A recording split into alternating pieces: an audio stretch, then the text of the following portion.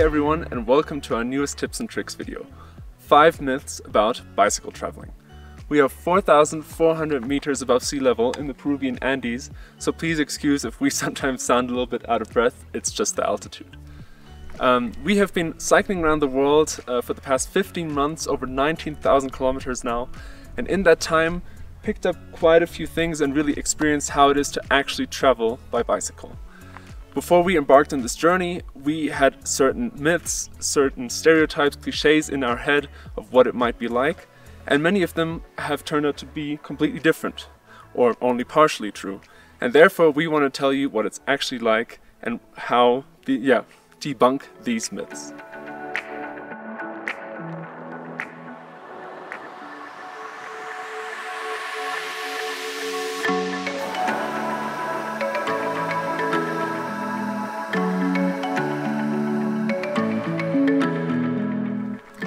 Myth number 1, you have to be an athlete to travel by bicycle. We definitely weren't the fittest before we embarked on this journey. We commuted by bicycle and we did some weekend tours, but we never trained for this because fact is you just get fit along the way. And also everyone can do it, basically every age group, every fitness level, because as I said, once you get fit on the way, and also you can just go your own pace and your own distance, so you don't have to exhaust yourself too much. And to be honest, the most exhausting thing is often not the physical part, but it's the mental part. To just push yourself to go along further when the weather is bad, when the road conditions are terrible, when it's very steep. So that's the hardest part, and it's actually really hard to train for that beforehand. Myth number 2. You need high-end and expensive bikes and gear and a lightweight setup to go bicycle traveling. And that is simply not true. The honest answer is there is no one simple correct answer. You can go bicycle traveling on any kind of bike with any amount of gear, the only difference being that depending on your setup, you might enable or limit yourself to certain routes and trails. We are traveling with a rather heavy classical bike touring setup, which has kind of gotten a bad reputation in recent years with the emergence of lightweight bikepacking setups. We're not going to go into details of the advantages and disadvantages of each setup, as most of them are kind of obvious, but the reason we are touring with a heavy bicycle touring setup is because it enables us to comfortably travel in any kind of climate, at any kind of altitude, at any time of the year, which is often not possible with a lightweight setup. Of course, the limitations are we might not be able to cycle every kind of trail, but to be honest, we can go to pretty remote and crazy places with this heavy setup. Also, because we are traveling for such a long time, 2 or 3 or even more years, we need comfort. If you're only traveling for a few months, you might be able to be in harsher conditions with less setup, with less comforts around you, with less gear that will give you comforts, because you know it's going to be over soon. But traveling for such a long time, it's nice to have a chair, for example, when we're camping, or to have a sleeping bag that really keeps you warm when you're sleeping above 4,000 meters for a week in a row, for example. If you're only doing this for one night, it might not be so bad to be a bit cold for one night. Also, we are making these videos, so we have a drone with us, several cameras, a laptop for editing, and so on. There is, as I mentioned, no one correct answer. Everybody has to tour the way they want to tour, but it is possible to tour in absolutely any way. Myth number 3. You have to like every single day of bicycle traveling.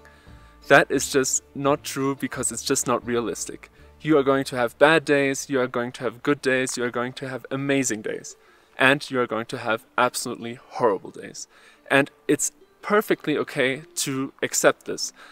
Influenced a lot by social media, by amazing YouTube videos, amazing photos, you think most of the time that and we also thought this before we left, that you always have great days when bicycle traveling. Every landscape is amazing, everything is sunshine, or even when it rains, it's a cool experience.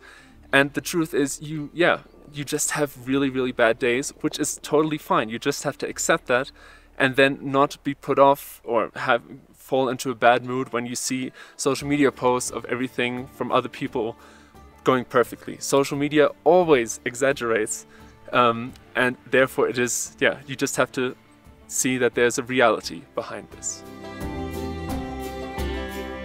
Myth number 4. Bicycle traveling is dangerous.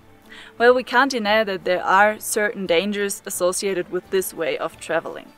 People have warned us about almost everything, from busy roads to remote, dangerous areas, dangerous countries, dangerous people, wild animals, and much more.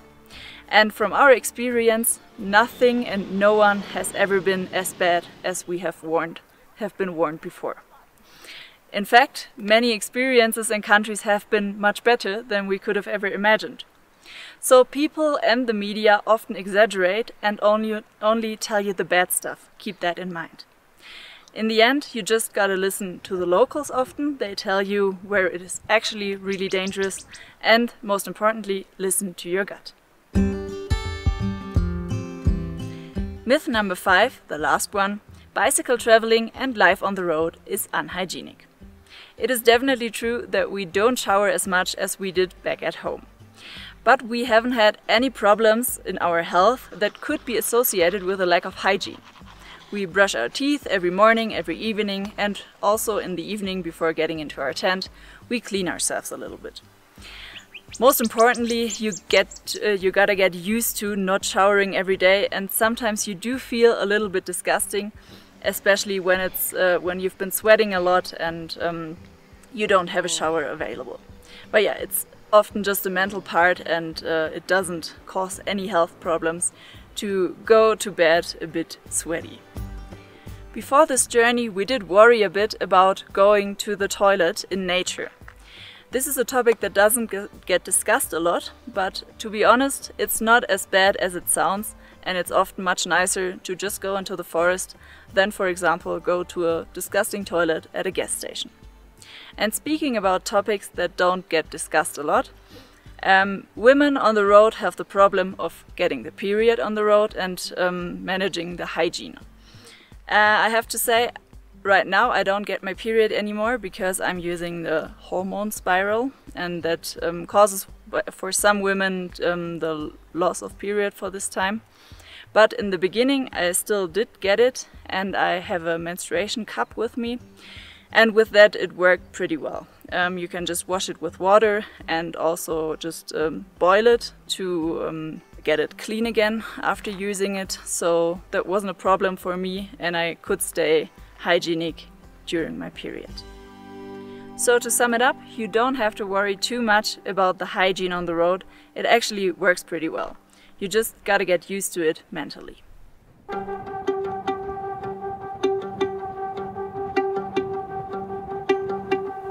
Thank you for watching our tips and tricks video. We really hope you learned something from it. Please remember, like always, we based this video on our personal opinions and experiences, and it might be different for you. If you have any other experiences or any other opinions about these myths, please comment below. We'd love to hear from you. And please remember to like this video and subscribe if you liked what you saw. Alright, see you in the next video.